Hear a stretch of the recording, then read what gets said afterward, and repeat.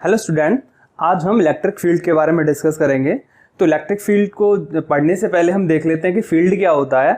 तो फिजिक्स में फील्ड हम उस स्पेस को कहते हैं कि जिसके पास एक कैरेक्टरिस्टिक होती है। अगर उस स्पेस में अगर कोई ऑब्जेक्ट आ जाए तो वो ऑब्जेक्ट एक फोर्स फील करे, एक फोर्स को एक्सपीरियंस करे विदाउट एनी कॉन्टैक्ट।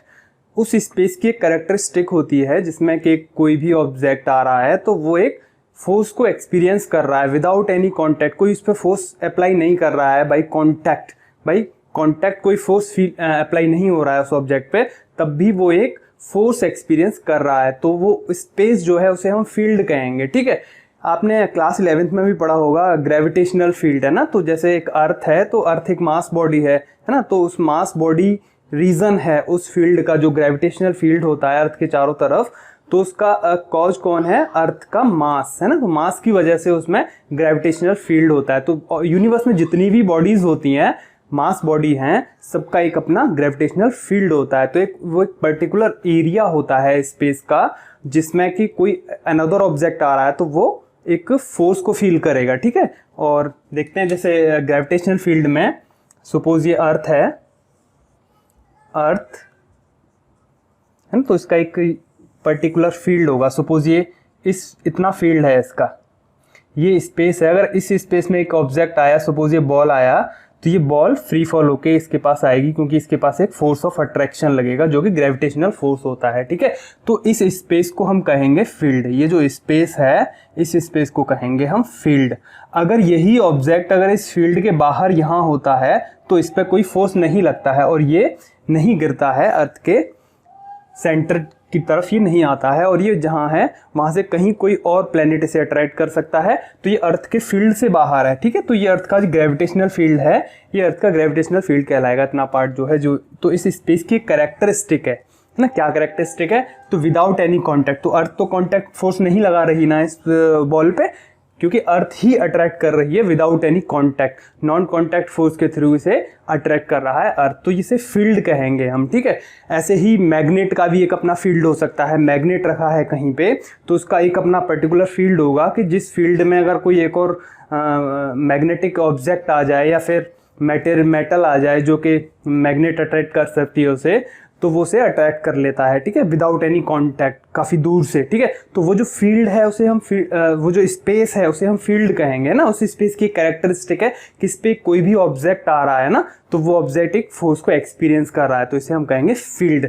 ठीक है, ऐसे ही चार्ज का एक अपना फील्ड होगा। ठीक है, चार्ज का अब हम पढ़ेंगे यहाँ पे एक अपना फील्ड होगा। इसमें एक और ऑब्जेक्ट आएगा और वो ऑब्जेक्ट, सपोज एक और चार्ज आया या कोई और ऑब्जेक्ट आया, अभी हम देखेंगे कि किस किस को ये अट्रैक्ट करेगा या किस किस को रिपेल्ड करेगा ना। फील्ड किस किस को इफेक्ट करेगा। तो इस चार्ज का भी एक अपना फील्ड होगा जिसमें कि एक चार्ज पार्टिकल आ रहा है तो वो ये जो सोर्स चार्ज है ये इसे अट्रैक्ट करेगा या फिर रिपेल्ड करेगा, ये हम देखेंगे। ठीक है, तो ऐसे ही इलेक्ट्रिक चार्ज का एक अपना फील्ड होगा जिसे हम इलेक्ट्रिक फील्ड कहेंगे। ठीक है, तो ये फील्ड के कुछ टाइप्स हैं। तो इसका एक जनरल एग्जांपल भी देख सकते हैं, जैसे स्पाइडर होता है। ठीक है, स्पाइडर जो कि एक वेव बना के रखता है अपने चारों तरफ, इस तरीके से देखा होगा आपने। नेट जो होती है वेव, कोई भी इंसेक्ट आता है इसके फील्ड में, कह सकते हैं कि ये स्पाइडर का फील्ड है ना। ये स्पाइडर का क्या है? Field of spider, field of spider. तो इस स्पाइडर के जो फील्ड में अगर कोई इंसेक्ट आता है तो ये इसे अट्रैक्ट कर लेता है थ्रू वेव। ये जो वेव है इसके थ्रू इसे अट्रैक्ट कर लेता है और ये अपना भोजन बना लेता है उसे, है ना। अगर इसके काम का नहीं है वो इंसेक्ट तो इसे वो रोक देता है, वो इसे नहीं आने देता है अपने पास। ठीक है, तो इसका भी एक अपना फील्ड होता है। ठीक है, तो ये स्पाइडर का फील्ड हो जाएगा। ये इलेक्ट्रिक चार्ज है तो ये इलेक्ट्रिक फील्ड हो जाएगा, इसका जो फील्ड है ना इलेक्ट्रिक फील्ड हो जाएगा। ये कौन है? ग्रेविटेशन, ये ग्रेविटेशनल फील्ड हो जाएगा। ग्रेविटेशनल फील्ड है ना, कोई भी मास ऑब्जेक्ट का जो फील्ड होता है वो ग्रेविटेशनल फील्ड हो जाएगा क्योंकि इसमें, और ये सारे ही कैसे हैं? Non contact force. ठीक है, कोई कॉन्टैक्ट नहीं है चार्ज का इस बॉडी से। ठीक है, नॉन कॉन्टैक्ट फोर्स फील कर रहा है। तो फील्ड की एक कैरेक्टरिस्टिक है, इस स्पेस की एक कैरेक्टरिस्टिक है जिसके थ्रू वो एक ऑब्जेक्ट को फोर्स फील कराती है, तो उसे हम कहते हैं फिजिक्स में फील्ड। ठीक है, फील्ड को देखते हैं हम, एक डेफिनेशंस दे देते हैं ऐसे, कैसे लिखेंगे इसे फील्ड को। तो देखते हैं कि फील्ड की हम एक डेफिनेशन दे सकते हैं, सिंपल सी डेफिनेशन, कुछ लाइन में से समझा सकते हैं कि फील्ड क्या होता है। तो field is a characteristics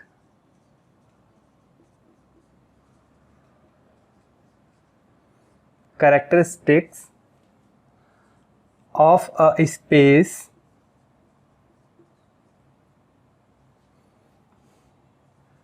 due to which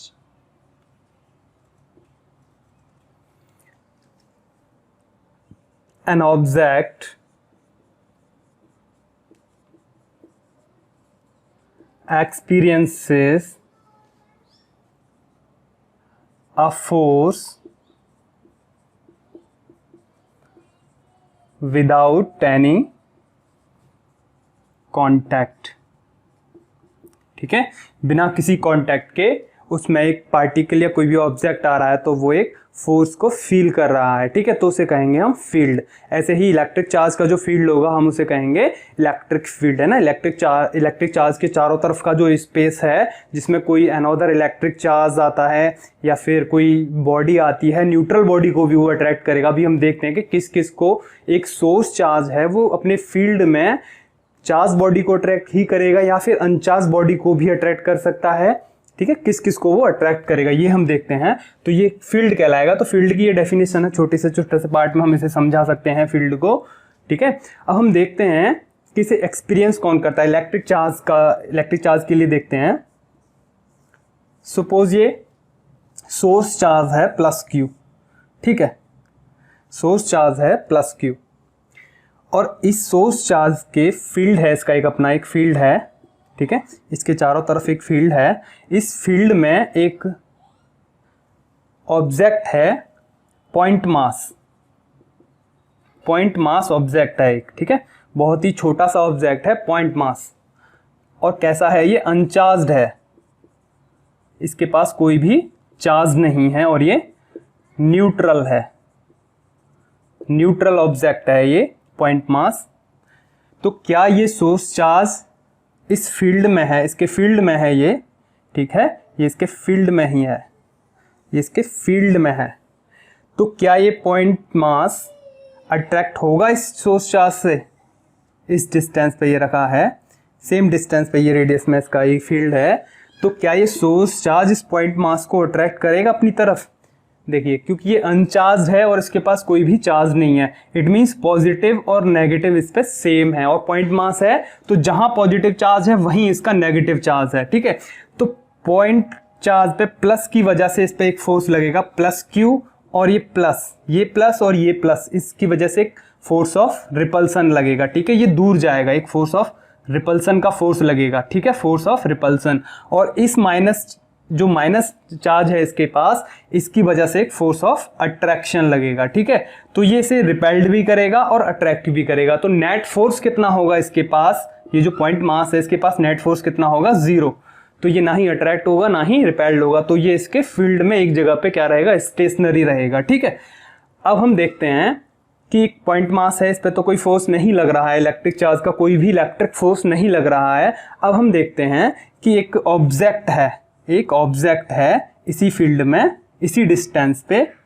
ठीक है, एक ऑब्जेक्ट है और वो ऑब्जेक्ट अनचार्ज है। ये ऑब्जेक्ट भी कैसा है, अनचार्ज्ड ऑब्जेक्ट है ना, न्यूट्रल है। इसके पास सेम पॉजिटिव और सेम नेगेटिव चार्ज है, सेम पॉजिटिव और सेम नेगेटिव चार्ज है इसके पास। अब ये सोर्स चार्ज क्या इस अनचार्ज ऑब्जेक्ट को अट्रैक्ट करेगा या रिपेल्ड करेगा, या इस पे कोई भी अफेक्ट नहीं करेगा, ये हम देखते हैं। चलिए देखिए, ये सोर्स चार्ज है तो इस पे इंडक्शन की वजह से, है ना, यहाँ पॉजिटिव चार्ज है तो इंडक्शन की वजह से, यहाँ हमने पढ़ा था इलेक्ट्रोस्टैटिक इंडक्शन, तो इसके पास यहाँ पे कौन से चार्जेस आ जाएंगे, अपोजिट चार्जेस। इसका जो क्लोजर एंड होगा सोर्स चार्ज के पास, उस पर नेगेटिव चार्ज आ जाएगा। ठीक है, नेगेटिव चार्ज आ जाएगा इसके पास।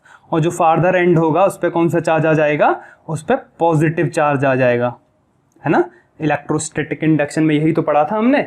अब देखिए, इस पॉजिटिव सोर्स चार्ज और ये नेगेटिव चार्ज है, इनके बीच में कौन सा फोर्स लगेगा, फोर्स ऑफ अट्रैक्शन। ठीक है, फोर्स ऑफ अट्रैक्शन लगेगा। और यही पॉजिटिव चार्ज और ये जो प्लस चार्ज है, इनके बीच में कैसा फोर्स लगेगा, इनके बीच में कैसा फोर्स लगेगा, इनके बीच में लगेगा फोर्स ऑफ रिपल्सन। ठीक है, फोर्स ऑफ रिपल्सन। अब देखिए आप, जो डिस्टेंस है ये डिस्टेंस r1 है और ये डिस्टेंस R2 है, ठीक है। तो R1 distance is less than R2, है ना। तो कौन सा फोर्स ज्यादा होगा, कौन सा फोर्स कम होगा। आपने पढ़ा है कूलम्ब्स लॉ में कि इलेक्ट्रिक फोर्स डिस्टेंस बढ़ने के साथ कम होता है स्क्वायर के रेशियो में R1 स्क्वायर के रेशियो में। यहाँ डिस्टेंस कम है तो ये इलेक्ट्रिक फोर्स ज़्यादा होगा, और यहाँ ये R2 ज़्यादा है इसके लिए तो इलेक्ट्रिक फोर्स कम होगा। तो ज़्यादा कौन बड़ा कौन होगा, फोर्स ऑफ अट्रैक्शन। तो force of attraction is greater than force of repulsion, ठीक है।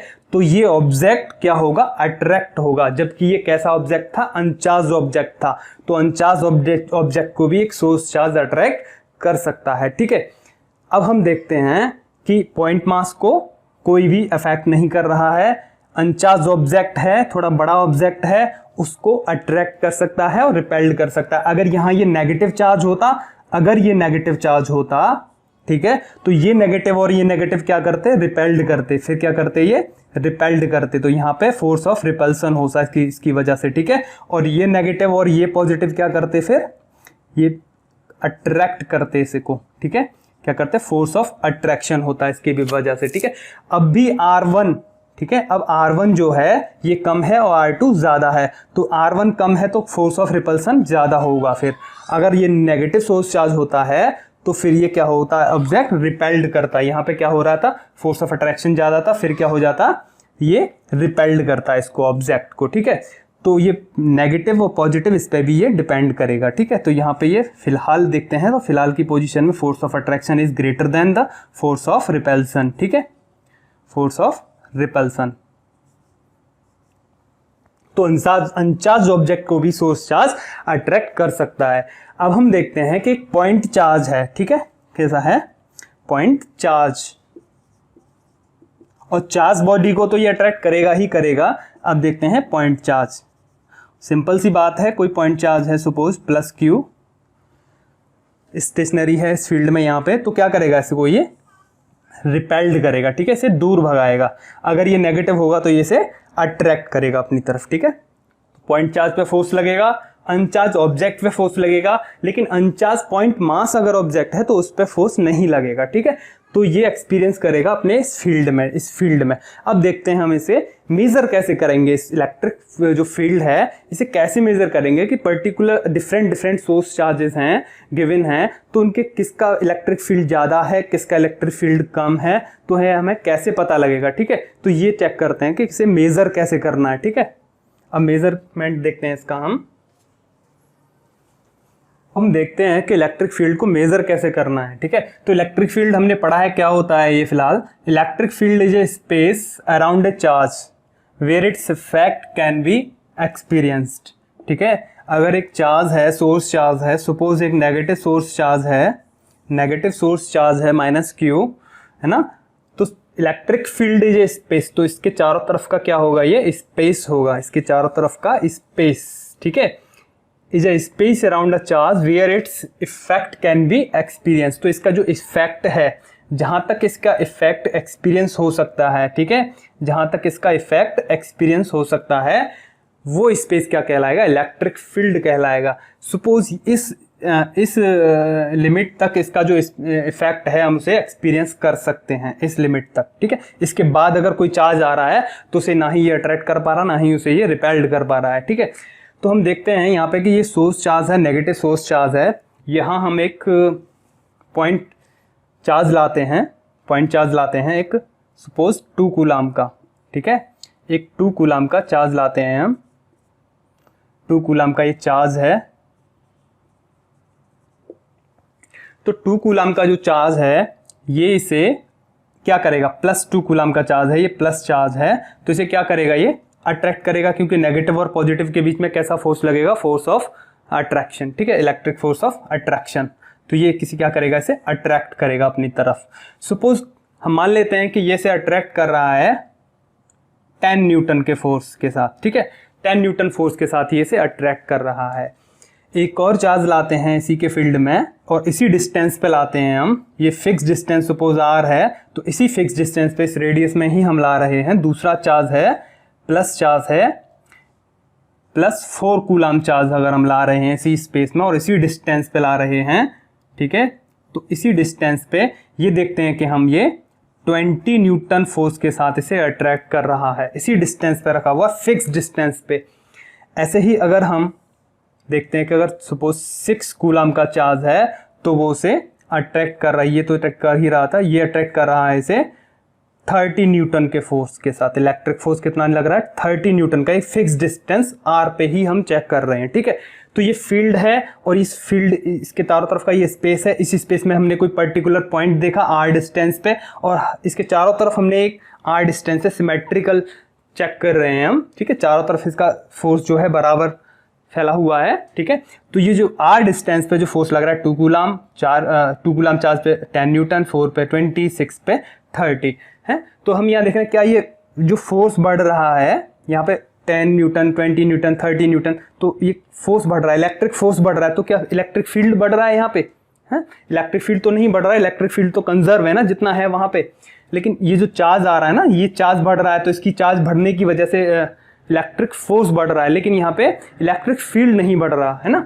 तो हम किसके लिए बताएंगे इसकी कैरेक्टरिस्टिक को अगर हम बताएं तो किसके लिए बताएंगे, क्या 2 कूलम के लिए बताएंगे कि 2 कूलम का अगर हम एक चार्ज इस पोजीशन, इस लोकेशन पे लाते हैं, आर डिस्टेंस की लोकेशन पे लाते हैं, उस पर 10 न्यूटन फोर्स लगेगा, है ना।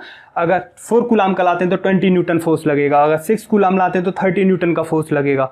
तो हम बार बार थोड़ी बताएंगे हर किसी चार्ज के लिए कि इतना चार्ज लाएंगे तो उतना फोर्स लगेगा। तो हम क्या करते हैं कि यूनिट चार्ज के लिए मान लेते हैं, कि यूनिट चार्ज के लिए चेक करते हैं कि एक फिक्स डिस्टेंस पे अगर यूनिट चार्ज को हम लाते हैं तो उस पर कितना फोर्स लगेगा, वो उस पॉइंट पे इलेक्ट्रिक फील्ड बताएगा, ठीक है। इस आर डिस्टेंस पे बताएगा कि इलेक्ट्रिक फील्ड इतना है ना। तो हमने यहां देखा कि हम 2 कूलम चार्ज को लाते हैं तो उस पर कितना फोर्स लग रहा है, 10 न्यूटन का। 4 कूलम चार्ज को ला रहे हैं तो उस पर अट्रैक्शन फोर्स कितना लग रहा है, 20 न्यूटन का। अगर हम 6 कूलम चार्ज को ला रहे हैं तो उस पर कितना लग रहा है, अट्रैक्शन फोर्स कितना लग रहा है इलेक्ट्रिक फोर्स का, 30 न्यूटन। अगर हम यूनिट चार्ज को लाएं, है ना, यूनिट चार्ज को, तो 1 कूलम के लिए ले लेते हैं, सपोज यूनिट चार्ज को लाते हैं तो उस पर कितना लगेगा, किसी एक को ले लो, 30/6 न्यूटन, तो कितना होगा ये 5 न्यूटन पर कूलम। तो यूनिट चार्ज पे कितना फोर्स लग रहा है इस चार्ज के लिए, इस सोर्स चार्ज के लिए, ये क्या है, सोर्स चार्ज जो गिवन है नेगेटिव Q, इसकी कोई वैल्यू होगी, तो यूनिट चार्ज पे कितना फोर्स लग रहा है, 5 न्यूटन पर कूलम। तो ये जो 5 न्यूटन पर कूलम है ये इलेक्ट्रिक फील्ड है एट डिस्टेंस r। तो फिक्स डिस्टेंस पे कितना इलेक्ट्रिक फील्ड है, 5 न्यूटन पर कूलम। अगर हम 1 कूलम का चार्ज लाते हैं इसकी r डिस्टेंस पे तो इस पे कितना फोर्स लगेगा, 5 न्यूटन पर कूलम का। तो हमने कैसे इसे जज किया, हमने जज किया इलेक्ट्रिक फोर्स अपॉन चार्ज, ठीक है। तो इलेक्ट्रिक फील्ड को हमें मेजर करने के लिए क्या चाहिए, इलेक्ट्रिक फील्ड को हमें मेजर करना है तो कौन चाहिए हमें, इलेक्ट्रिक फोर्स, ठीक है, और जो चार्ज हम ला रहे हैं उस फील्ड में, ठीक है, और वो चार्ज, ठीक है। तो इस तरीके से हम इलेक्ट्रिक फील्ड को मेजर कर पाएंगे। तो यहां जो हम ये यूनिट चार्ज ला रहे हैं, ये जो यूनिट चार्ज अगर हम लाएंगे, सपोज इसे हटा देते हैं, यहां पे मान लेते हैं कि अरे यूनिट चार्ज लाए हम प्लस Q, ये एक यूनिट चार्ज है, 1 कूलम कह सकते हैं इसे, तो ये इसका भी अपना एक फील्ड होगा, है ना। तो इस ऑब्जेक्ट पे इसका अपना फील्ड है, इसकी देखिए ये डायरेक्शन क्या है, ये इसे अट्रैक्ट करेगा, है ना। तो यहाँ पे इलेक्ट्रिक फील्ड कैसा हो गया, ये जो नेगेटिव चार्ज होगा उसके लिए टूवर्ड द चार्ज होगी इलेक्ट्रिक फील्ड की डायरेक्शन, ठीक है। हमेशा हम जो टेस्ट चार्ज लाएंगे उसे टेस्ट चार्ज कहेंगे हम इसे, है ना। जो यूनिट चार्ज ला रहे हैं उसे कैसे चार्ज कहेंगे, टेस्ट चार्ज कहेंगे। और ये टेस्ट चार्ज क्या करेगा, ये इसके इफेक्ट को बताएगा कि किसका कितना इफेक्ट है, ठीक है। To test the effect of source charge is called test charge. तो ये है टेस्ट चार्ज हम यहां ला रहे हैं और ये यूनिट चार्ज है ना, ये बताएगा, इसका इफेक्ट बताएगा ये। तो ये टेस्ट चार्ज का भी अपना कोई फील्ड नहीं होगा, हम इसे फिक्सियस मानेंगे कि इमेजिन करेंगे कि टेस्ट चार्ज है लेकिन उसका अपना कोई फील्ड नहीं है। अगर इसका अपना कोई फील्ड होगा तो ये इसके फील्ड को क्या करेगा, कैंसिल करेगा, उसे कम कर देगा, रिड्यूस कर देगा ना, उसके इफेक्ट को और कम कर देगा। तो इसका अपना कोई फील्ड नहीं होना चाहिए। सपोज जो हमारा सोर्स चार्ज है इसका फील्ड कितना था, 10 न्यूटन पर कूलम का फील्ड था। अगर इसका भी अगर कोई अपना फील्ड होगा, सपोज ये प्लस Q चार्ज है तो इसके लिए अवे होगा इस पॉइंट पे, तो यहाँ ये सपोज कर लेते हैं 1 न्यूटन पर कूलम का भी कम थोड़ा सा भी अगर फोर्स हुआ तो इसका इफेक्ट कितना रह जाएगा, 9 न्यूटन पर कूलम का इफेक्ट रह जाएगा। लेकिन हम तो मेजर कर रहे हैं 9 न्यूटन पर कूलम यहाँ पे इलेक्ट्रिक फोर्स, इलेक्ट्रिक फील्ड, लेकिन एक्चुअल में तो इसका कितना था, 10 न्यूटन पर कूलम का था, है ना। हमने यहाँ एक और चार्ज लिया है तो उसने क्या कर दिया, इसके इफेक्ट को कम कर दिया। तो हम क्या करेंगे, यहाँ पे लेंगे टेस्ट चार्ज, किसके लिए पता करेंगे इसे, टेस्ट चार्ज के लिए, ठीक है। तो टेस्ट चार्ज के बारे में लिख देते हैं कि टेस्ट चार्ज क्या होता है, इसका अपना कोई फील्ड होता, नो ओन फील्ड, इसका अपना कोई फील्ड नहीं होता, नो ओन इलेक्ट्रिक फील्ड, इसका कोई अपना इलेक्ट्रिक फील्ड नहीं होता। और ये टेस्ट करता है to test the effect of source charge का ये to test the effect of source charge का ये इफेक्ट पता करता है, ठीक है। और ये कैसा होता है, फिक्सियस चार्ज होता है, फिक्सियस चार्ज, इसका कोई अपना इमेजिनेशन चार्ज होता है, इमेजिन होता है ये बस एक। तो टेस्ट चार्ज लाएंगे हम, और वो टेस्ट चार्ज पे कितना इलेक्ट्रिक फोर्स लग रहा है, तो ये टेस्ट चार्ज को हम Q0 से, इसे हम Q0 से रिप्रेजेंट करेंगे। और प्लस होगा ये, इसकी नेचर कैसी होगी, पोलरिटी कैसी होगी, इसकी ऑलवेज प्लस होगी, ठीक है। तो ये इसकी पोलरिटी प्लस होगी, तो इसकी हम डायरेक्शन देखेंगे। अगर ये नेगेटिव चार्ज है और यहाँ ये प्लस Q चार्ज ला रहे हैं, तो इसकी डायरेक्शन क्या है, इलेक्ट्रिक फील्ड की, अब टुवर्ड द चार्ज। अगर यहाँ ये प्लस होता और यहाँ पे अगर हम क्या लाते, प्लस Q टेस्ट चार्ज लाते, तो इसकी डायरेक्शन कैसी होती, अवे, है ना, बाहर, क्योंकि इलेक्ट्रिक फोर्स जो लगेगा इस पे अवे लगेगा, ठीक है। तो ये हो गया इसका इलेक्ट्रिक फील्ड का मेजरमेंट। तो देखो हम यहाँ डिस्टेंस को कैसे मेंशन करेंगे, इलेक्ट्रिक फील्ड हमें पता करना है एक पर्टिकुलर डिस्टेंस r पे, तो इलेक्ट्रिक फील्ड कितना होगा, electric force upon unit test charge, जो टेस्ट चार्ज हम ला रहे हैं, ठीक है, प्लस Q0। तो इस तरीके से हम इलेक्ट्रिक फील्ड को यहाँ पे मेजर करेंगे। देखो ये फोर्स भी कितनी डिस्टेंस पे लगेगा, r डिस्टेंस पे ये फोर्स काम करेगा। अच्छा, अगर हम इस चार्ज को इसके और पास लाएंगे, तो इस पर्टिकुलर पॉइंट का यहाँ पे हमने इलेक्ट्रिक फील्ड का मेजरमेंट किया, कितना आया ये 5 न्यूटन पर कूलम। अगर हमने ये डिस्टेंस को अगर हम हाफ कर दें, इस डिस्टेंस को हम हाफ कर दें, यहाँ से हम हटा देते हैं, थोड़ा सा कॉम्प्लिकेटेड हो गया है यहाँ पे डायग्राम, इसे हम हटा देते हैं इस पार्ट को यहाँ से।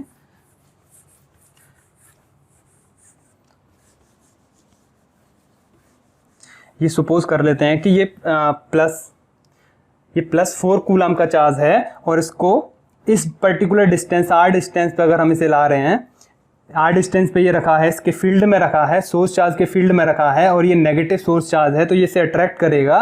तो ये 20 न्यूटन कूलम के 20 न्यूटन के इलेक्ट्रिक फोर्स से इसे अट्रैक्ट कर रहा है, ठीक है। तो यहाँ पे इस पॉइंट पे इलेक्ट्रिक फील्ड कितना है, इस पॉइंट पे इलेक्ट्रिक फील्ड है 5 न्यूटन पर कूलम, बिकॉज 20 न्यूटन तो फोर्स लग रहा है और 4 कूलम का चार्ज है, ठीक है। तो यूनिट चार्ज को अगर हम r डिस्टेंस पे लाते हैं, तो कितना इलेक्ट्रिक फील्ड है, 5 न्यूटन पर कूलम का।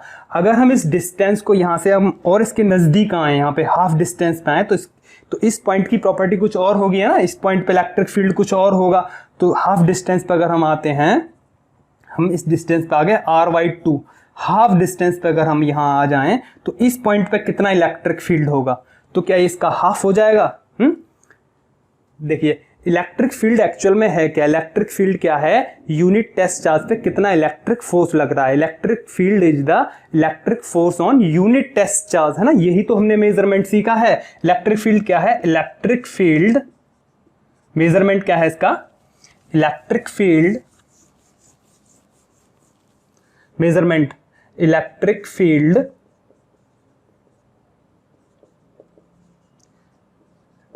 is the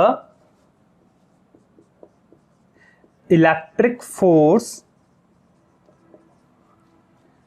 on unit test charge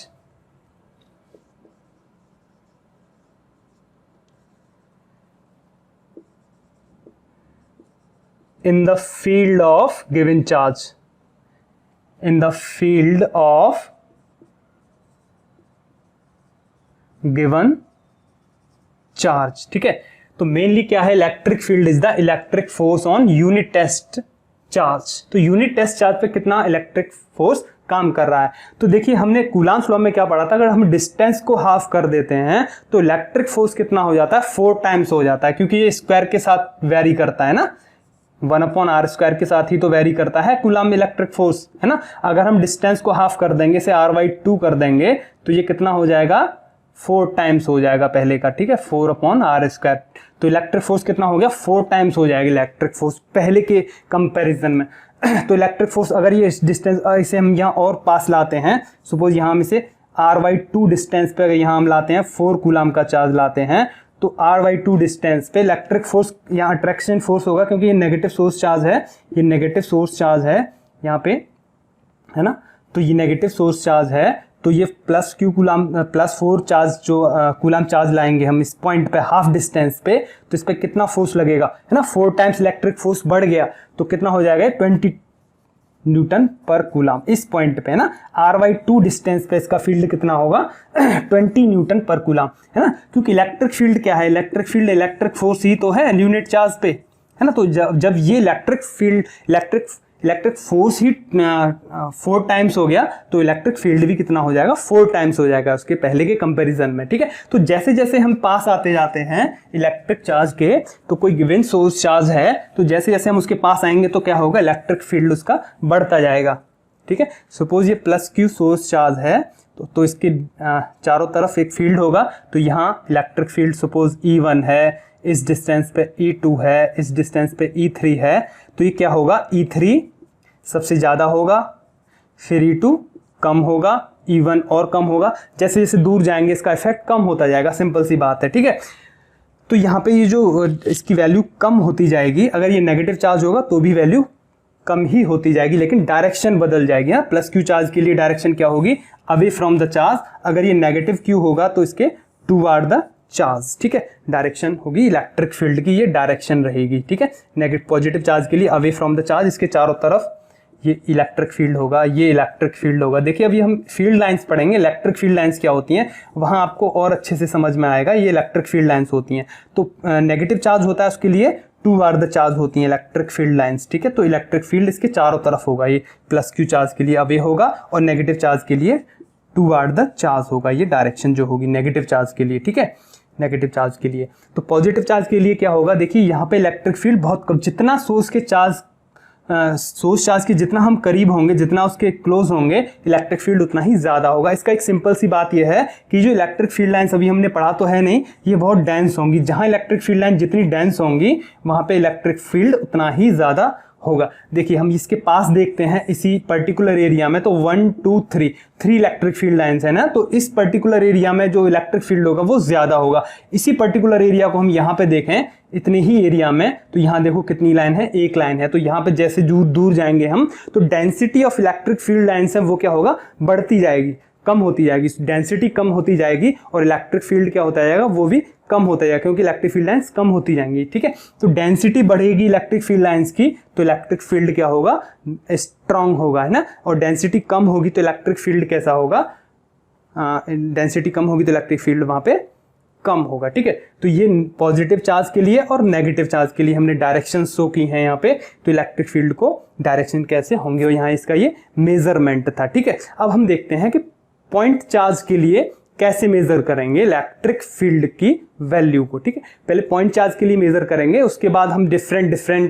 shapes देखेंगे, चार्ज की क्या क्या शेप हो सकती हैं वो, और आगे के एडवांस लेक्चर्स में आएंगी चीज़ें। फिलहाल हम पॉइंट चार्ज के लिए ही डिस्कस कर रहे हैं। ये सोर्स चार्ज तो हमारा कैसा भी हो सकता है, लेकिन यहाँ पे हम जो ड्यू टू इसकी स्पेस तो कैसी भी हो सकती है, लेकिन सबसे पहले हम जो पढ़ेंगे वो पॉइंट चार्ज के लिए पढ़ेंगे। +Q कैसा रखेंगे हम, पॉइंट चार्ज, ठीक है, पॉइंट चार्ज के लिए, है ना। जैसे जैसे इसकी शेप डिफरेंट होगी तो डिस्टेंस अलग होती जाएगी ना। यहाँ पे सपोज इस तरीके की लीनियर शेप है और यहाँ हम इलेक्ट्रिक फील्ड पता कर रहे हैं, तो इसकी डिस्टेंसेस बहुत सारी डिस्टेंस होंगे ना। किस डिस्टेंस के लिए हम यहाँ पे इलेक्ट्रिक फील्ड पता करें, क्योंकि यहाँ पे जो चार्ज है यहाँ पे चार्ज होगा, चार्ज इस पे all over the body distributed होता है, तो यहाँ से डिस्टेंस डिफरेंट होंगी, तो यहाँ पे हम इलेक्ट्रिक फील्ड पता करेंगे तो डिफरेंट इलेक्ट्रिक फील्ड आएगा, ठीक है। तो फिलहाल हम पता करते हैं इलेक्ट्रिक फील्ड को मेजर करते हैं पॉइंट चार्ज के लिए। एक गिवन सोर्स पॉइंट चार्ज है और उसकी वजह से हमें इलेक्ट्रिक फील्ड पता करना है किसी पर्टिकुलर पॉइंट पे, है ना। तो ये हम कैसे कैलकुलेट करेंगे ये देखते हैं अभी, ठीक है। अच्छा, उससे पहले हम ये देख लेते हैं, जानने से पहले पॉइंट चार्ज के लिए कितना इलेक्ट्रिक फील्ड होगा किसी पॉइंट पे, हम ये लिख देते हैं कि एग्जाम पर्पज से आप कैसे लिखेंगे इलेक्ट्रिक फील्ड के बारे में, कि इसकी इंटेंसिटी को हम कैसे मेजर करते हैं, उसकी डिफाइन कैसे करना है उसे, ये हम चेक कर लेते हैं कि electric intensity of electric field at any point is how to write. तो देखिए इंटेंसिटी ऑफ इलेक्ट्रिक फील्ड कैसे डिफाइन करेंगे हम, intensity of electric field at any point is defined as the electric force experience by unit positive test charge at that point. अगर ये कोई positive source charge है और इसके फील्ड में किसी पॉइंट पे, पॉइंट कहाँ पे है ये, इससे इसके सेंटर से r डिस्टेंस पे है ये पॉइंट, r डिस्टेंस पे पॉइंट P है, तो इस पॉइंट P पर जो इलेक्ट्रिक फील्ड ऑफ इंटेंसिटी होगी वो कितनी होगी एट डिस्टेंस r, है ना। इलेक्ट्रिक फील्ड कितना होगा, वैल्यू ऑफ इलेक्ट्रिक फोर्स, इसी पॉइंट पर कितना इलेक्ट्रिक फोर्स है अपॉन जो यूनिट पॉजिटिव टेस्ट चार्ज हम यहाँ पे लाएंगे जो टेस्ट करने के लिए सिर्फ, प्लस Q नॉट जो टेस्ट चार्ज है, इस पर कितना इलेक्ट्रिक फोर्स लग रहा है एट दिस डिस्टेंस, है ना, क्योंकि अलग अलग डिस्टेंस पे इलेक्ट्रिक फील्ड अलग अलग होता है। तो ये क्या है यहाँ पे सोर्स चार्ज, है ना, सोर्स चार्ज, और ये कौन है test charge, test charge Q nought, ठीक है। तो इलेक्ट्रिक फील्ड फिलहाल ये क्या होगा, रिपेल्ड होगा। तो इस पॉइंट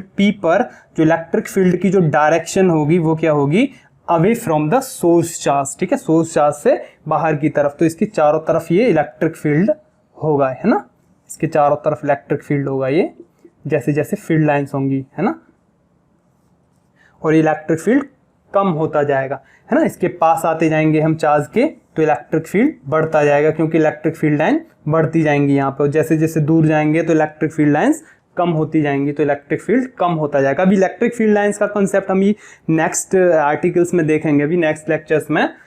उससे पहले हम यहाँ इलेक्ट्रिक फील्ड ही डिफाइन कर रहे हैं। तो इलेक्ट्रिक फील्ड तो कैसी क्वांटिटी होगी, ये वेक्टर क्वांटिटी होगी, है ना, कैसी क्वांटिटी होगी ये, वेक्टर क्वांटिटी, क्योंकि इलेक्ट्रिक फोर्स ही तो है ये, किसी पर्टिकुलर पॉइंट पर कितना इलेक्ट्रिक फोर्स फील कर रहा है कोई यूनिट पॉजिटिव टेस्ट चार्ज, तो इलेक्ट्रिक फोर्स वेक्टर क्वांटिटी है, तो इलेक्ट्रिक फील्ड भी कैसी क्वांटिटी होगी, वेक्टर क्वांटिटी होगी, ठीक है। तो इसे भी हम वेक्टर फॉर्म में लिखेंगे, जैसे कि हमने कूलाम्स लॉ में इलेक्ट्रिक फोर्स को वेक्टर फॉर्म में लिखा था, तो यहाँ पे हम इलेक्ट्रिक फील्ड को भी हम यहाँ पे वेक्टर फॉर्म में ही लिखेंगे। अभी इसका वेक्टर फॉर्म भी हम चेक करेंगे, ठीक है। तो हम जब भी अब चेक करेंगे तो सिंपली क्या, कैसे मेजरमेंट करेंगे, ई क्या होगा, E equals to F upon Q not, है ना। तो नॉर्मल वे में हम इसको क्या लिखेंगे, E equals to F upon Q nought, ये मैग्नीट्यूड है, ठीक है। यहाँ पे अगर वेक्टर फॉर्म भी लगा सकते हैं हम यहाँ पे, तो E equals to F vector upon Q nought, ये क्या होगा, इलेक्ट्रिक फील्ड इंटेंसिटी। अच्छा, ये क्यू नॉट जो है कैसा होना चाहिए, इसका कोई अपना फील्ड नहीं होना चाहिए ना, बिल्कुल जीरो होना चाहिए, इसका चार्ज कितना होना चाहिए, जीरो होना चाहिए। तो यहाँ हम एक लिमिट लगा देते हैं, इसकी लिमिट होती है क्यू नॉट की, क्या लिमिट रहती है इसकी, Q nought tends to zero, ठीक है। ये होगी इलेक्ट्रिक फील्ड की वैल्यू, दिस, है ना। जनरली हम जो यूज करेंगे ये इंस्टेंटेनियस वैल्यू है किसी पॉइंट पे इलेक्ट्रिक फील्ड की, कितनी होगी, limit Q nought tends to zero, Q nought लगभग जीरो होगा, बहुत डिक्रीज होना चाहिए ना। अगर ये बहुत कम होगा तो क्या होगा, इसका इलेक्ट्रिक फील्ड इफेक्ट नहीं होगा, है ना। अगर इसकी वैल्यू ज़्यादा होगी तो इसका अपना ओन इलेक्ट्रिक फील्ड हो जाएगा और उसकी वजह से ये बढ़ जाएगा, ये कम हो जाएगा, है ना। अगर इसका पर्टिकुलर फील्ड होता तो कैसी की डायरेक्शन में और एक और फील्ड आ जाता, E2, है ना। ये अगर E1 है तो E2 आ जाता, E1 और E2 दोनों मिलके स्ट्रांग हो जाता, तो इसकी स्ट्रेंथ एक्चुअल में बढ़ जाती, लेकिन एक्चुअल में तो वो बढ़ी हुई नहीं होती ना, क्योंकि हमने तो यहाँ पे पॉजिटिव टेस्ट चार्ज लाए, उसने बढ़ा दिया इसकी वैल्यू को। तो इलेक्ट्रिक फील्ड को हम कैसे डिफाइन करेंगे, जनरली हम कैसे लेंगे, electric force on unit positive test charge, ठीक है। तो इसकी जो यूनिट होगी वो क्या होगी, न्यूटन पर कूलाम, है ना। डायमेंशन आप निकाल सकते हैं, न्यूटन फोर्स और कूलाम्स, जो चार्ज की डायमेंशन लगाएंगे, और आप इसकी डायमेंशनल फार्मूला भी आप इसका निकाल सकते हैं, है ना। फोर्स का क्या होगा डायमेंशनल फार्मूला, mL_T-2,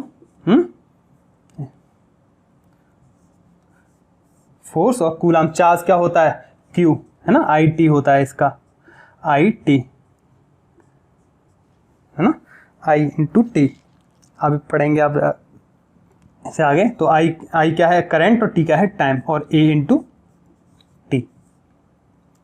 तो डायमेंशनल फॉर्मूला क्या हो जाएगा इसका, mL, A ऊपर जाएगा ये -1 और T ऊपर जाएगा तो -3, तो न्यूटन पर कूलम, और ये इसका क्या हो जाएगा डायमेंशनल फॉर्मूला, ठीक है। अब हम ये पॉइंट चार्ज अगर है और इसके लिए हम यहाँ पता करते हैं कि इलेक्ट्रिक फील्ड किसी पर्टिकुलर पॉइंट पे कितना होगा, तो यहीं से हम इसे चेक कर लेते हैं इस वैल्यू को कितनी होगी ये वैल्यू।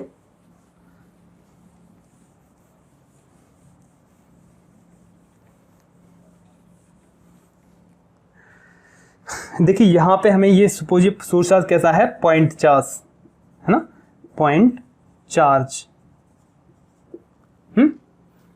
तो electric field due to a point charge, हम यहां लिखेंगे इलेक्ट्रिक फील्ड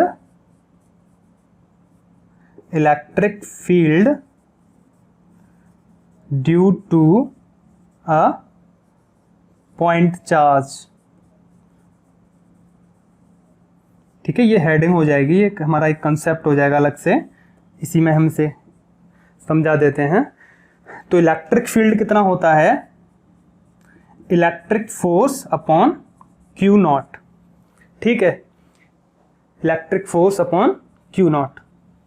अब इलेक्ट्रिक फोर्स हमें पता करना है, आर डिस्टेंस पे इलेक्ट्रिक फील्ड पता करना है, तो कितना होगा, तो आर डिस्टेंस पे इलेक्ट्रिक फोर्स कितना होगा, इलेक्ट्रिक फोर्स कितना होगा अकॉर्डिंग टू कूलम्ब्स लॉ, उसका मैग्नीट्यूड। फिलहाल हम यहाँ मैग्नीट्यूड ही निकाल रहे हैं इलेक्ट्रिक फील्ड का, उसकी वेक्टर फॉर्म भी अभी देखेंगे कैसे होगी। फिलहाल मैग्नीट्यूड अगर हम यहाँ निकालते हैं ई का, तो इलेक्ट्रिक फोर्स कितना होगा इस पॉइंट पे, है ना, तो चार्ज कौन सा है, 1/4 pi epsilon naught, Coulomb's law के according to Coulomb's law, q not है ना, क्यू नॉट अपॉन डिस्टेंस कितनी है ये, आर स्क्वायर। तो ये तो हो गया इलेक्ट्रिक फोर्स। तो electric force upon Q naught, तो electric force upon Q naught, और कर देते हैं हम यहाँ पे, है ना, क्यू नॉट। तो क्यू नॉट से क्यू नॉट कैंसिल हो जाएगा, तो ये क्या बन जाएगा, ई। ठीक है, तो ई कितना हो जाएगा, ई हो जाएगा यहाँ पे 1/4 pi epsilon not q upon r square. तो ये हो गया E, electric field at a distance E, at a distance r, sorry.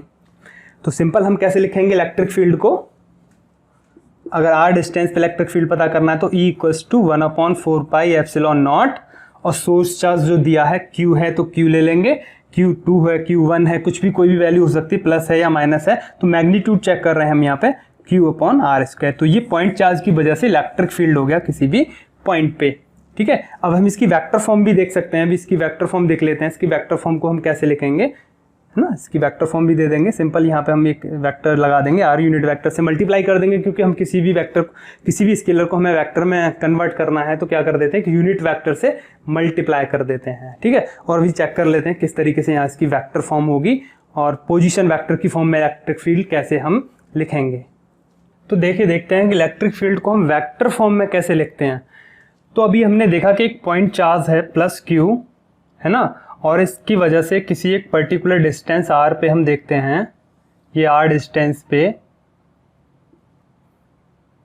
Point P है, और यहाँ हम एक test charge plus Q nought लाए थे, तो उस प्लस क्यू नॉट पे कितना इलेक्ट्रिक फील्ड ये यहाँ पे फील करेगा, एक्सपीरियंस करेगा, कितना इलेक्ट्रिक फोर्स एक्सपीरियंस करेगा प्लस क्यू नॉट।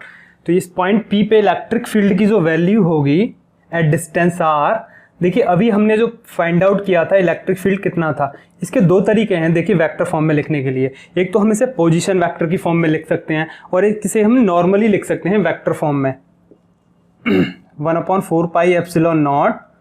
अभी फिलहाल मैग्नीट्यूड हमने पता किया था कितना था, Q अपॉन आर स्क्वायर।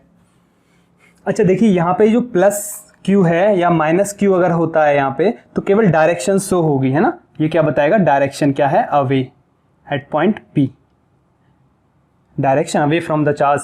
अगर यही अगर नेगेटिव होता इस पॉइंट पे, तो इसकी डायरेक्शन क्या होती, toward the charge electric field की, है ना।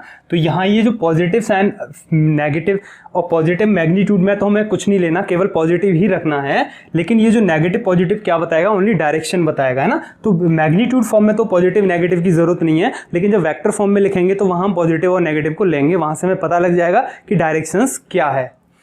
तो फिलहाल मैग्नीट्यूड क्या था पॉइंट चार्ज के लिए, ये वैल्यू आई थी। अच्छा ये पॉइंट चार्ज के लिए ही क्यों हमने कैलकुलेट किया, है ना, किसी और चार्ज के लिए कैलकुलेट क्यों नहीं किया, ये भी बात आ सकती है ना, ये क्यों नहीं हुआ। अगर यहाँ सपोज एक स्फीयर होता, है ना, एक स्फीयर होता, बहुत बड़ा चार्ज स्फीयर होता, इस तरीके से चार्ज डिस्ट्रीब्यूट होता, इसकी वजह से हम यहाँ किसी एक पॉइंट P पर हम पता करते क्या इलेक्ट्रिक फील्ड, है ना। तो डिस्टेंसेस देखिए अलग अलग डिस्टेंसेस होती, ये वाला पॉजिटिव चार्ज इस डिस्टेंस पे होता, R1, R2, R3, है ना, बहुत सारी डिस्टेंसेस होती, तो हम किस डिस्टेंस के लिए इलेक्ट्रिक फील्ड पता करते, इसीलिए हमने किसके लिए पता किया है, केवल पॉइंट चार्ज के लिए पता किया है अभी, है ना, स्फीयर के लिए, या लाइन फॉर्म में अगर कोई वायर है उस पर पॉजिटिव चार्ज है, वॉल्यूम के लिए किसी स्फीयर पे है वॉल्यूम पे, या किसी सरफेस पे चार्ज है, अगर कोई सरफेस प्लेट है इसके पास प्लस क्यू चार्ज है ना, इनके लिए हमने पता नहीं किया, इनके लिए हम आगे आने वाले लेक्चर्स में पता करेंगे इनके लिए, ठीक है।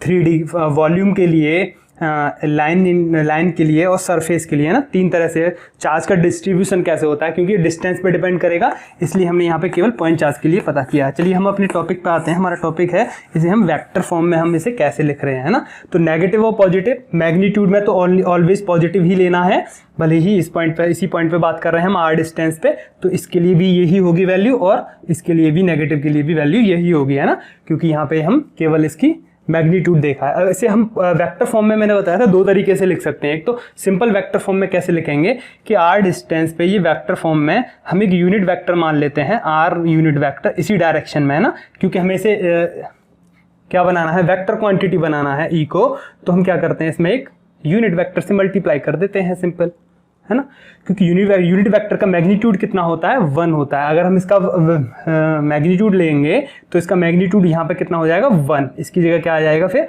1, और फिर ये हट जाएंगे सिंपल से, है ना। तो वही आ गया। फिर से हम इसे वेक्टर फॉर्म में लिखेंगे तो क्या करेंगे, एक यूनिट वेक्टर से मल्टीप्लाई कर देंगे, क्योंकि यूनिट वेक्टर से किसी भी क्वांटिटी, स्केलर क्वांटिटी में मल्टीप्लाई करने पे वो वेक्टर में कन्वर्ट हो जाती है और उसके मैग्नीट्यूड पे कोई इफेक्ट नहीं होता और उसे एक डायरेक्शन मिल जाती है, क्योंकि वो एक वेक्टर क्वांटिटी है, तो हम उसे यूनिट वेक्टर से मल्टीप्लाई करके उसे हम वेक्टर क्वांटिटी में कन्वर्ट कर सकते हैं। ठीक है, ये हो गई इसकी एक वेक्टर फॉर्म। अब यहाँ देखिए, अब ये पॉजिटिव चार्ज के लिए तो ये लिखा जाएगा, अब नेगेटिव चार्ज के लिए कैसे लिखेंगे आप, नेगेटिव चार्ज के लिए लिखेंगे आप 1/4 pi epsilon nought minus Q लेंगे फिर, ठीक है, और R square, R unit vector, ठीक है। अब आर यूनिट वेक्टर की डायरेक्शन तो ये है, हमने ऑलरेडी ले लिया है ना, तो आर यूनिट, यहाँ पे ये नेगेटिव साइन क्या शो कर रहा है कि ई और आर, ये नेगेटिव साइन कहाँ आ जाएगा, यहाँ आ जाएगा। E and R unit vector किस डायरेक्शन में है, अपोजिट डायरेक्शन में है। ई की डायरेक्शन क्या है, टुवर्ड द चार्ज, और आर वेक्टर की डायरेक्शन क्या है, आर यूनिट वेक्टर की direction away from the charge, है ना, ये दोनों अपोजिट डायरेक्शन में हैं, तो ये नेगेटिव साइन यहाँ पे ये शो कर रहा है। तो ये सिंपल वेक्टर फॉर्म है, नॉर्मली वेक्टर फॉर्म है जो न्यूमेरिकल्स में यूज की जाएगी, डेरिवेशंस में यूज की जाएगी। इसे हम पोजीशन वेक्टर की पोजीशन वेक्टर की फॉर्म में भी हम इसे लिख सकते हैं। देखिए, पोजीशन वेक्टर की फॉर्म में हम इसे कैसे लिखेंगे वो भी देख लेते हैं। तो सिंपल तो जो यूज होने वाली है इलेक्ट्रिक फील्ड को वेक्टर फॉर्म में हम इसे इसी तरीके से यूज करेंगे। देखिए, वेक्टर फॉर्म में ध्यान रखना है कि हमें पॉजिटिव और नेगेटिव चार्जेस को कंसीडर करना है कि ठीक है, मैग्नीट्यूड नहीं बताना है ओनली, वहाँ पे हमें डायरेक्शन भी देनी है ना। वेक्टर फॉर्म का मीन्स ये होता है कि वहाँ पे मैग्नीट्यूड भी बताएगी वो इक्वेशन, और वो इक्वेशन डायरेक्शन भी बता देगी, क्योंकि हमारे पास ये फिगर नहीं है। अगर हमारे पास ये फिगर नहीं है और हमें केवल ये इक्वेशन दे दी जाती है तो हम क्या बता देते हैं, इस नेगेटिव साइन से बता देते हैं कि भाई ई और आर कैप दोनों ही अपोजिट डायरेक्शन में हैं। ठीक है, तो इलेक्ट्रिक फील्ड की हमें डायरेक्शन हम यहाँ से ड्रॉ कर सकते हैं कि चार्ज कौन है, क्यू चार्ज है। आर डिस्टेंस पे हम इलेक्ट्रिक फील्ड पता कर रहे हैं, तो आर कैप तो सिंपल है कि सी के डायरेक्शन में होगा आर कैप, तो इलेक्ट्रिक फील्ड किधर हो गया, इसके अपोजिट में हो गया आर के, तो इलेक्ट्रिक फील्ड किधर हो गया, पी पॉइंट पे, इसके अपोजिट में, है ना। तो हमें पता लग गया कि ये क्यू कैसा है, नेगेटिव है, क्यू कैसा है, नेगेटिव है। ठीक है, तो ये बताता है हमें। अब हम देखते हैं कि पोजीशन वेक्टर की फॉर्म में इसे कैसे लिखते हैं, क्योंकि अब ये जैसे हमने फोर्स का कूलम्ब्स लॉ में देखा था कि उसे सुपरपोजिशन प्रिंसिपल के अकॉर्डिंग बहुत सारे मल्टीपल चार्जेस थे और किसी एक चार्ज पे हमें इलेक्ट्रिक फोर्स पता करना था, तो हम सबको क्या कर देते थे, वेक्टर सम ले लेते थे। अब क्या करेंगे हम, कोई एक पर्टिकुलर चार्ज होगा, गिवन चार्ज, उस पर उसके सिस्टम में जितने भी अदर चार्जेस हैं उनकी वजह से कितना इलेक्ट्रिक फील्ड होगा उस पर्टिकुलर टेस्ट चार्जेस पे। ठीक है, यहाँ पे भी हम superposition principle of electric field use करेंगे, वहां हमने यूज किया था superposition principle of electric force. ठीक है, तो अभी हम ये देख लेते हैं इससे पहले कि पोजीशन वेक्टर की फॉर्म में इसे कैसे लिखते हैं इलेक्ट्रिक फील्ड को। ठीक है,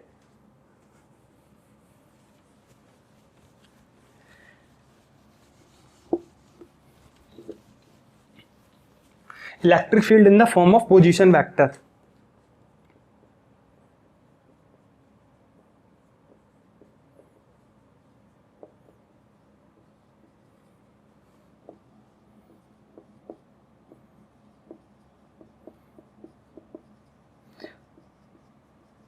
पोजीशन वेक्टर फॉर्म, या फिर वेक्टर फॉर्म भी कह सकते हैं इसे, सिंपल। देखिए ये कोई सपोज क्यू चार्ज है, पॉजिटिव क्यू चार्ज है, और आर डिस्टेंस पे, यहाँ से आर डिस्टेंस पे एक टेस्ट चार्ज है plus Q not, P point मान लेते हैं इसे, है ना।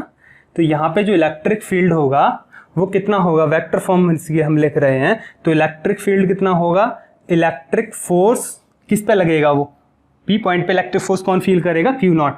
Electric force on P due to Q, जो चार्ज है plus Q charge, electric force on P due to Q upon Q not, यही तो होगी वैल्यू वेक्टर फॉर्म में, है ना। अब हम यहाँ निकाल लेते हैं force on P due to Q, जो कूलम्ब्स लॉ में हमने देखा था वेक्टर फॉर्म में।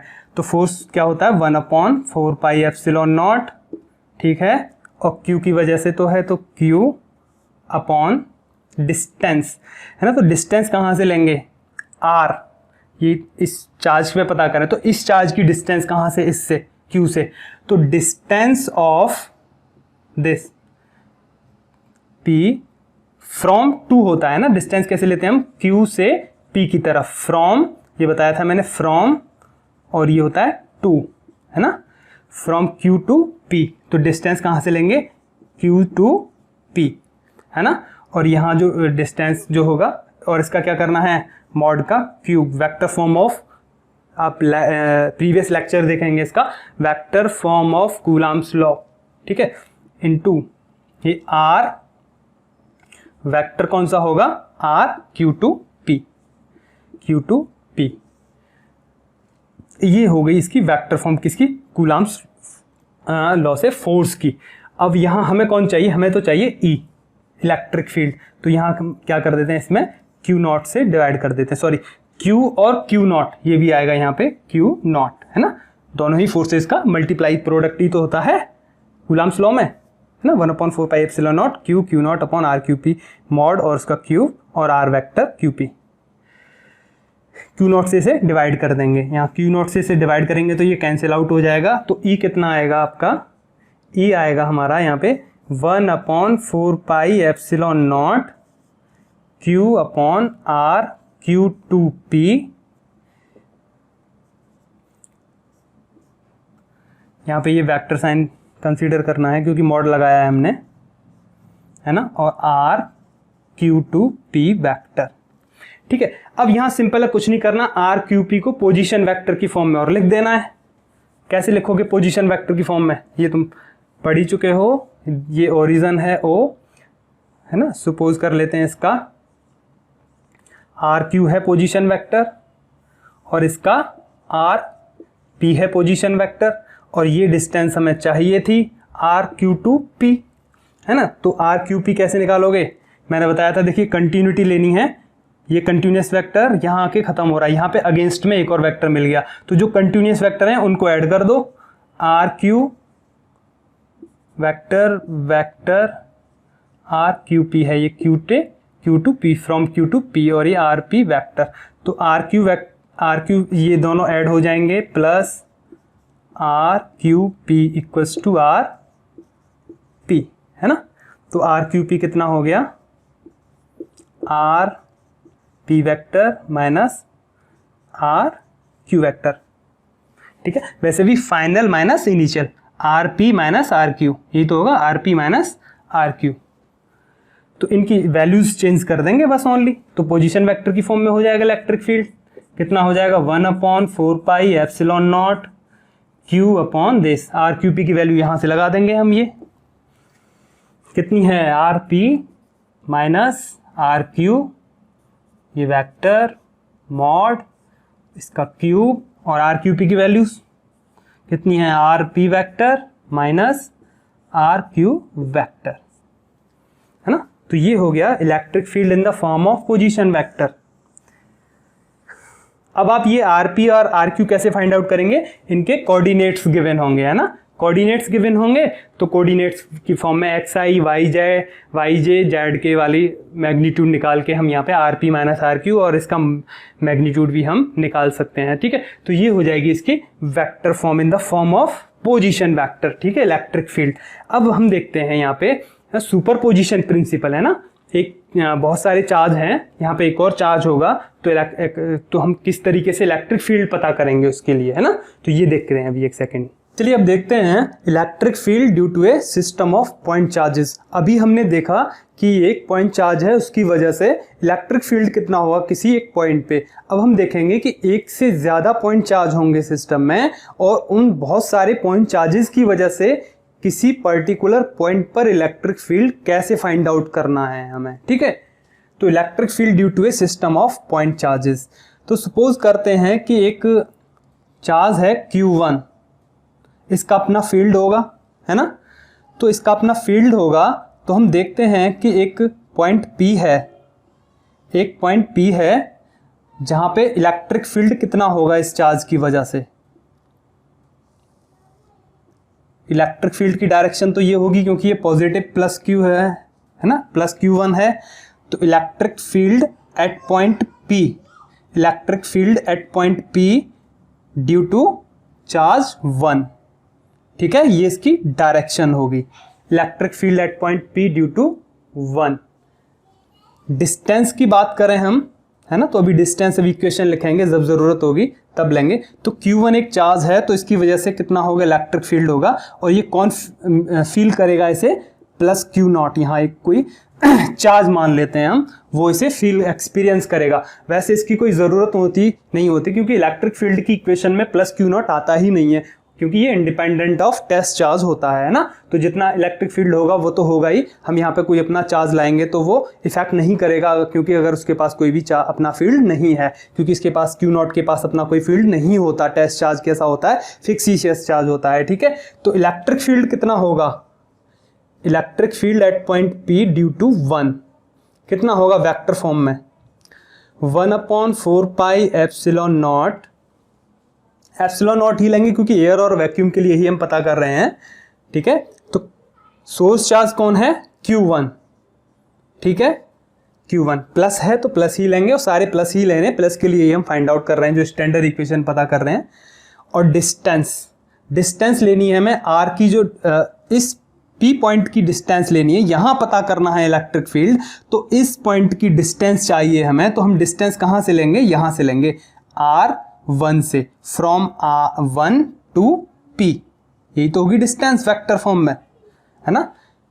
जहां पे फोर्स है, जहां पे इलेक्ट्रिक फील्ड है, उस पॉइंट की डिस्टेंस चाहिए हमें। तो distance of 1 due to, sorry, distance from 1 to P, distance from 1 to P, ये वेक्टर फॉर्म, इसका मॉड और इसका क्यूब, और यहाँ पे वेक्टर फॉर्म में R1P, यही तो होगा इलेक्ट्रिक फील्ड, है ना। फिलहाल ये एक चार्ज है, सपोज करते हैं एक और चार्ज है इसी सिस्टम में, Q2 प्लस Q2, एक और चार्ज है इसी सिस्टम में, है ना। तो इस चार्ज Q2 की वजह से यहाँ पे जो फील्ड होगा वो कितना होगा, वो कितना होगा, देखिए प्लस Q2 चार्ज है, इसी P पॉइंट पे हम पता कर रहे हैं, तो इसकी डायरेक्शन क्या होगी, अवे, क्योंकि प्लस चार्ज है तो इसकी अवे फ्रॉम द चार्ज। तो ये होगी direction of electric field at point P due to charge 2, due to charge 2। इसकी वैल्यू देखते हैं कितनी होगी, EP2, है ना। Electric field at point P due to charge 2, electric field at point P due to charge 2 is what, 1/4 pi epsilon not, है ना। और सोर्स चार्ज कौन है यहाँ पे, Q2 प्लस Q2, तो प्लस में ही ले ली हमने वैल्यू, और डिस्टेंस फ्रॉम 2 से P की तरफ, है ना, यही डिस्टेंस तो होगी, R distance from 2 to P, this, है ना, यही डिस्टेंस होगी P तक। तो R2P, और ये वेक्टर फॉर्म में मैग्नीट्यूड की Q, और वेक्टर R2P, दिस, है ना। ये हो जाएगी electric field due to charge plus Q2। एक और चार्ज मान लिया, अगर हमने कोई थर्ड चार्ज भी यहाँ मान लेते हैं, तो उसके लिए भी हम यहाँ एक और इक्वेशंस बना देंगे इसी तरीके से। Electric field at point P due to 3, है ना, 4 है तो N है, तो N के लिए भी एक और इक्वेशन बन जाएगी इसी तरीके से, है ना। तो N के लिए क्या बन जाएगी equation, electric field at point P, अगर कोई सपोज कर लेते हैं nth चार्ज भी है Qn, यहाँ कॉम्प्लिकेटेड हो जाएगा फिगर थोड़ा सा, इसीलिए हम अवॉइड कर रहे हैं इसे लिखने के लिए, तो समझा देते हैं बस। अगर सपोज क्यू एन चार्ज है यहाँ पे, तो उसके लिए इलेक्ट्रिक फील्ड कितना हो जाएगा, electric field at point P due to nth charge, पहला सोर्स चार्ज, दूसरा source charge, 3, 4, 5 and nth source charge इसमें हैं, और उन सारे सोर्स चार्जेस की वजह से इस पॉइंट पे हम इलेक्ट्रिक फील्ड फाइंड आउट कर रहे हैं। जितने भी आते जाएंगे सबको हम यहाँ पे वेक्टर सम करेंगे, क्योंकि सुपरपोजिशन ऑफ इलेक्ट्रिक फोर्स हम पढ़ चुके हैं, और यहाँ कौन सा यूज करेंगे हम, सुपरपोजिशन ऑफ इलेक्ट्रिक फील्ड। तो electric field at point P due to charge n कितना होगा, 1/4 pi epsilon not Q N upon distance कहाँ से लेंगे फिर, n से लेके p तक, n टू p है ना, और वेक्टर फॉर्म में क्यूब और r n टू p। आप ये कहेंगे ये इक्वेशंस कहाँ से आई हैं है ना, तो वेक्टर फॉर्म चेक कीजिए आप इलेक्ट्रिक फील्ड के लिए, है ना, अभी हमने जस्ट पीछे चेक किया था। तो इन सबको हमें क्या करना है, according to principle of superposition of electric field हम यहां यूज करेंगे। Superposition principle, according to superposition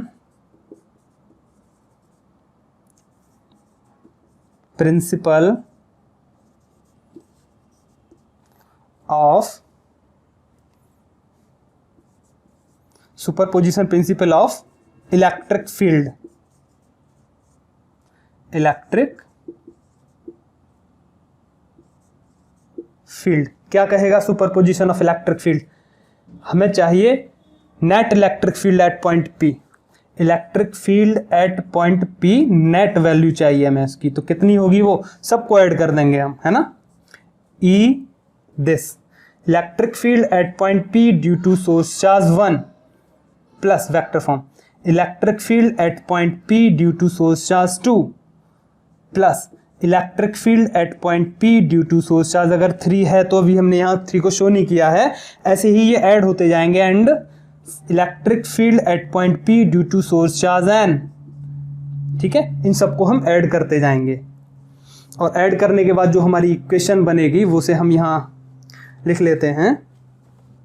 तो electric field at point P net value कितनी होगी उसकी, EP1 this value 1/4 pi epsilon not, देखिए एप्सिलॉन दिस वैल्यू तो कॉमन रहेगी सब में, है ना, ये कॉमन रहेगा, तो कॉमन वैल्यू को हम बाहर निकाल लेते हैं और इसे ऐड करते हैं यहाँ पे हम, Q1 अपॉन R1P वेक्टर और this R1P vector plus Q2 upon R2P vector और magnitude form R2P this plus, और ये डॉट डॉट डॉट, और फिर ये n चार्जेस के लिए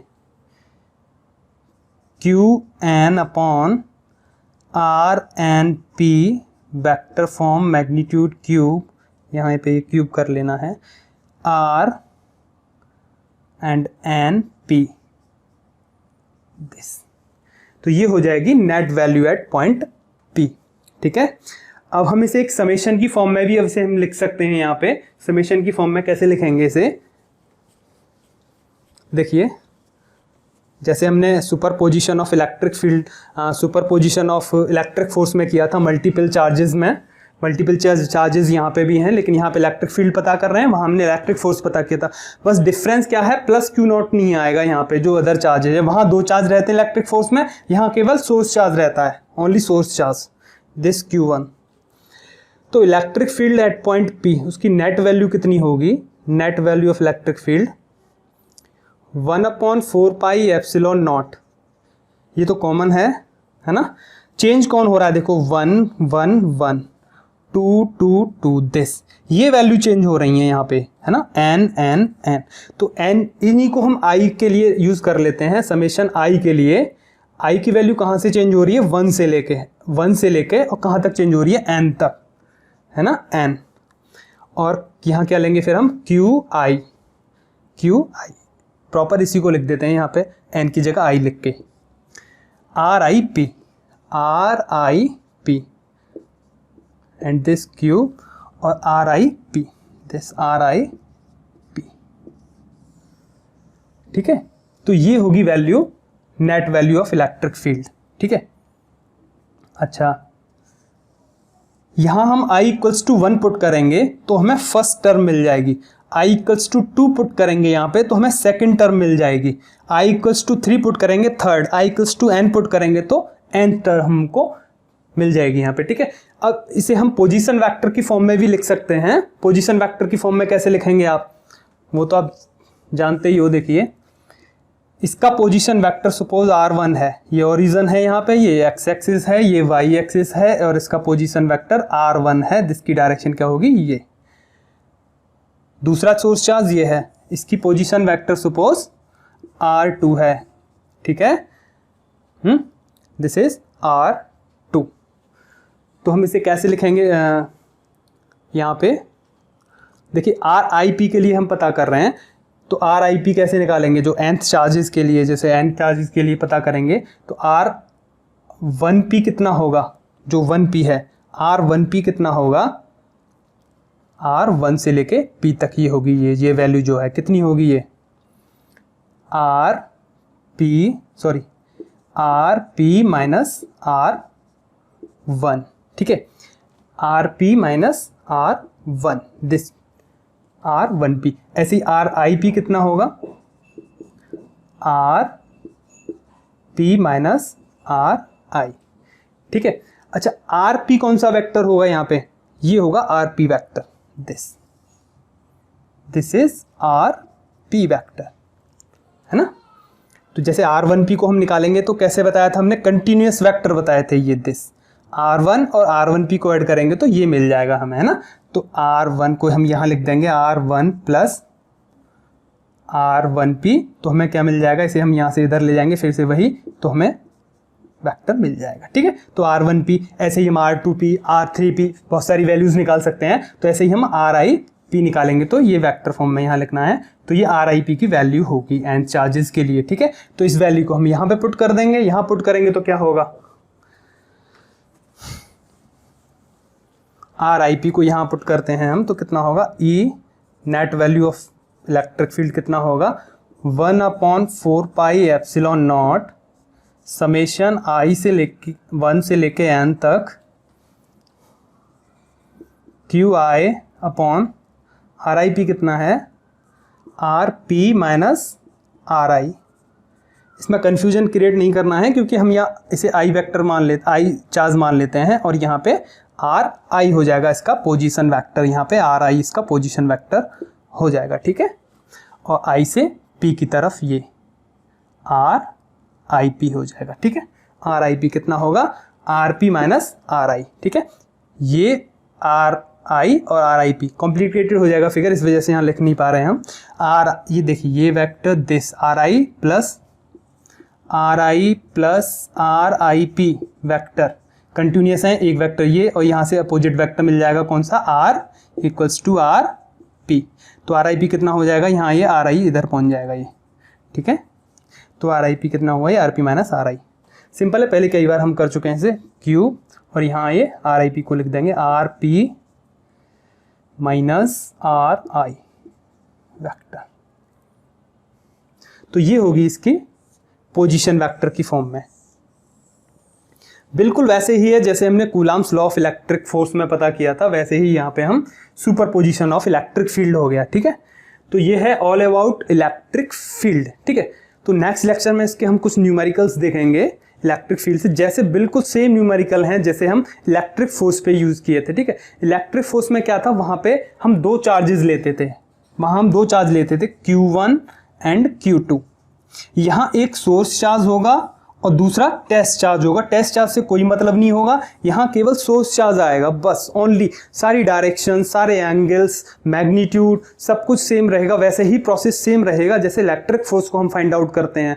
किसी ट्रायंगल के कॉर्नर्स पे चार्जेस रखे हुए हैं, उनमें से किसी एक सेंटर पे हम पता करेंगे कि इलेक्ट्रिक फील्ड कितना होगा, है ना। तो उन तीनों चार्जेस की वजह से इलेक्ट्रिक फील्ड हम ट्रायंगल के सेंटर पे पता कर लेंगे। तो इस तरीके से इसके हम न्यूमेरिकल बड़ी इजीली कर सकते हैं जैसे हम इलेक्ट्रिक फोर्सेस के न्यूमेरिकल किए थे। बस डिफरेंस क्या रहेगा, यहाँ टेस्ट चार्ज नहीं आएगा, दूसरा चार्ज नहीं आएगा, सारी वैल्यूज सेम रहेंगी। 1/4 पाई एप्सिलॉन नॉट हम जानते हैं 9 × 10⁻⁹ होता है है ना। तो इसके न्यूमेरिकल्स भी बड़े इजीली हो जाएंगे। तो this is all about electric field, ठीक है। नेक्स्ट हम इसके बाद देखेंगे, अभी हमने यहाँ एक पॉइंट चार्जेस के लिए पता किया था इलेक्ट्रिक फील्ड आज, पॉइंट चार्जेस के लिए अगर पॉइंट चार्ज की जगह पे कोई और शेप है ना, कोई स्फेरिकल शेप है या फिर कोई लीनियर शेप है ना, और या फिर कोई सरफेस शेप है, कोई प्लेट की शेप है या रिंग की शेप है ना, स्फीयर, रिंग, कुछ भी हो सकता है। और डिफरेंट शेप के लिए हम इलेक्ट्रिक फील्ड पता करेंगे किसी सर्टेन डिस्टेंस पे। तो ये इलेक्ट्रिक फील्ड कैसे पता करते हैं अलग अलग शेप्स के लिए, तो हम नेक्स्ट लेक्चर्स में देखेंगे, ठीक है। आज के लिए इतना ही, थैंक यू।